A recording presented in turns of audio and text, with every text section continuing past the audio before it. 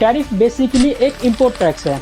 जब एक देश दूसरे देश से सामान इंपोर्ट करता है तो रिसीविंग कंट्री यानी जिस देश में सामान आता है वो देश उस सामान पर एक एक्स्ट्रा चार्ज लगा देती है।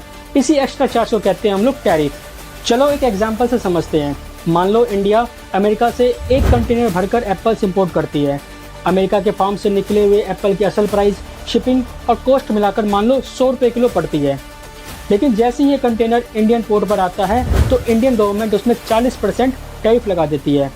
मतलब कंज्यूमर को यही एप्पल अब 140 रुपये किलो पड़ा और जो 40 रुपये हैं वो इंडियन गवर्नमेंट की ट्रेजरी में जाएंगे एज अ टैक्स। टैरिफ के पीछे 3 बड़े मकसद होते हैं।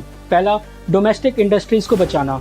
अगर अमेरिका के एप्पल इंडिया में सस्ते में मिलने लगे तो हिमाचल या कश्मीर के एप्पल फार्मर्स बर्बाद हो जाएंगे, इसलिए टैरिफ लगाकर उनको प्रोटेक्ट किया जाता है। दूसरा है रेवेन्यू जनरेट करना।